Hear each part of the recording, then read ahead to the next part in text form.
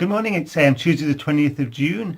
So I've been reading the book E-Myth Revisited by Michael Gerber. I think that's how it's pronounced. I'm actually reading it for the third time, and it's a really good book for anyone that's running a business, starting a business, whether the really early stage, mid stage or more advanced, because it's got so much really good insight in there that anyone can learn from it. And in fact, the reason I'm reading it again for the third time is because every time you read it, it kind of refocuses your mind. It makes you think about what's important in the business and how you run it, and it just refreshes some of the rules and techniques and mindsets that you should be following when you're running your business. So this is what I want to chat about today. I want to chat about some of the things I've learned from this book, E-Myth Revisited, and how I'm actually applying them in my day-to-day life running my businesses. So there's one really important thing, and it's a lesson it teaches you quite quickly, is that if you're running a business, if you're starting a business as a sort of single person or even a partnership, there's kind of three hats, three different personalities that you need to have, or you do have. There's the technician mind, there's the manager mind, and there's also the entrepreneurial mind. So the entrepreneur, so technician, manager, entrepreneur. And basically what that means is a technician is a person that wants to get in there, do all the work, get stuff done, and just live day by day by day, seeing what work needs to be done, doing it, moving on to the next day, doing the work, moving on to the next day. And I kind of started that way, and I think most people in business start that way. They find something they enjoy, something they're good at, and then they just do it for their business.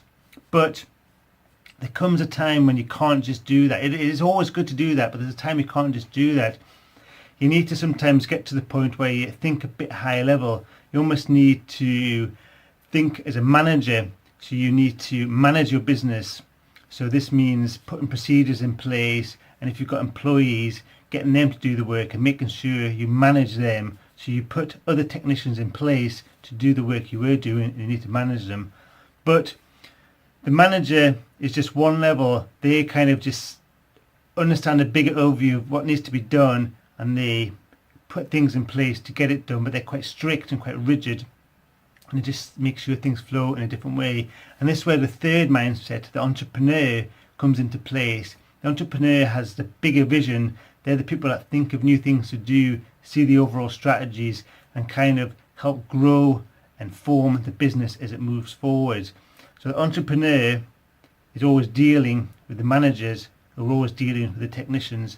And you kind of need to have these mindsets in place, because if you don't, if you're only stuck in, say, for example, a technician mind, you do the work and you get more and more and more and more work, and then suddenly there's so much work to do, and you're just stuck in the nitty gritty of doing work day in, day out, that you lose focus on what your business is and what it can be, and you never really grow. And if you do grow, you just end up getting busier and busier and busier because you're doing all the work, and it really gets you down. And then you end up hating the thing that you once loved, the thing you once loved and started the business around. You end up hating because you did it so much and you got so stressed about it. So this book just talks about this in a lot more detail and explains it in a lot better way than I can. So it's good for me just to reread this and refresh my mind and make sure I don't forget about the bigger picture, the more entrepreneurial aspects of things. When there's so much work on, you just think, okay, I need to get this work done, and you just do it, and you've got to remember to take a step back, look at your overall strategy, and see the whole vision for your company. So it's good to remind myself of that. Okay, but I want to give you two examples of lessons of things I've learned from this book, The E-Myth Revisited. I'm actually applying to my businesses and how they're actually helping. So one is having clear structures within the business and clear roles within the business. So in this case, we're going to talk about the Amazon Japan business. So there's actually three of us in this business. There's two of us main founders, myself and John, but his wife is also in the business. She plays a very important role, and we've also got two interns in the business now as well. But we'll just focus on myself and John's roles. At the start, like most people in partnerships, we've got pretty similar skill sets, it has to be said, although he's better at some things and I'm better at some things, and I've got experience in some things and he's got experience in other things. So those kind of naturally caused us to do different things in the business, but a lot of the tasks we can both do. We can both set up websites. We can both put content on websites. We can both do research. We can both do this. We can both do that. And at the start, we both ended up doing most of it.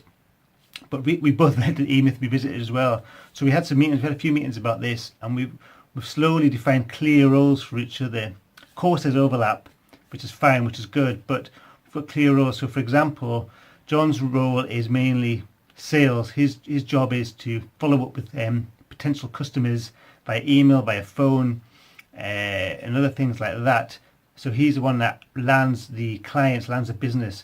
He's also, in charge of the finances and a few other aspects in the business, whereas my role is mainly the technical side of things, so setting up the Amazon listings, setting up the listings if we're going to do these for other customers, finding problems to certain things we have. So if a customer's got a specific problem or as a specific thing comes up, I find solutions to that. My main role is to the website, adding content to the website, and also at the moment managing the interns.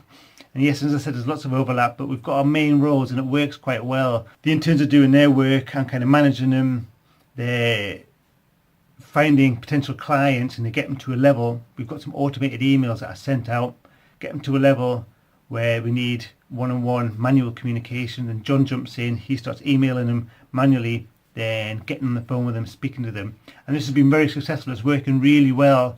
So we've managed to get one paying customer, which is fantastic. It took one phone call to basically land this customer, so it shows the process works. And John's had another great conversation with another customer who could potentially be a long-term big client. So this is ongoing. So this is great stuff. So it shows that the process is working. So it sounds quite simple. It sounds like common sense, Yeah, split the roles up to what you're both good at within a business, and then just do that. But in reality, and I know this from experience, I've had another business with another business partner, and basically how it works quite a lot of the time is tasks arise and you say, who's going to do it? And someone goes, okay, I'll do this. Then another one comes in, you go, oh, who's going to do this? And you go, okay, I'll do this. Then another one might come in, that's the same as the last one, but this time the other guy goes, oh, I'll do it this time. And it's not very efficient. But having clear roles within the business makes things a lot easier, so you both know what your tasks are, and it also makes you more accountable and more responsible for your individual tasks, individual areas within the business. So, I can say to John, for example, oh, well, have you chased those guys up yet? Without having to come back of him going, well, you do it, why don't you do it, stop hassling me, or anything like that, because, that's his role. And it's vice versa. He could say to me, oh, Neil, have you published that content on the site yet? Or we really need this to be done. I go, okay, this is a situation. I don't chuck it back in his face and say, well, you do it, because one, it's not the way business works, but two, we both know our clear roles and we've both got our own things to focus on, and that really pushes the business forward. So that's something we've learned to be reinforced by the eMyth Revisited book. So that's great that we both read it and we're both implementing this in the business. And another thing I want to talk about is standard operating procedures. I mentioned this before, but there's something I'm actually implementing now. So basically what this means is, the whole point is that you want to make your business not reliant on you. You want basically anyone to come into your business and then be able to run their specific part of the business without you. So if I went away for a few months or didn't get involved in the business at all, the business would still move forward and still work. And the way to do this is to put in place SOPs, or standard operating procedures. These are just, in simplest terms, really clear instructions for how to do every single aspect of the business. So how I'm implementing this is in the creation of my affiliate websites, my Amazon affiliate websites. My wife, who is coming to my business to take care of these, so I've got a portfolio of affiliate websites and I've got lots more I want to add. So her job within my business is to take care of all these. So she learned how to do it. So I basically taught her how to make these websites and the best way to do it. And I said to her quite early on, okay, once you get in there, once you learn it, once you've done it a few times, I want you to write clear SOPs, clear instructions on how to do it. And I pushed her to outsource the writing of content for these websites to other people, so she didn't actually do it, because I didn't want her to spend her days just reading, researching, writing. I wanted her to manage other people to write the content, to basically make the websites. And this way we can make lots and lots and lots of websites more quickly, without my wife, without me doing lots of manual work. And then also in the future, if you get more employees, more people into the business to do this, they could have these procedures to look at and follow and outsource and things like that. So she basically, what she did is she learned how to do it herself. and then she created a brand new website from scratch. She wrote one example article, but when she was doing it, she created this SOP in relation to it. And then she basically went into upwork.com and posted a job to write content for this website. And she got 3 people, well, she had lots of people apply for it, and she chose 3 of them, and she got them to write 1 article each for this new affiliate website.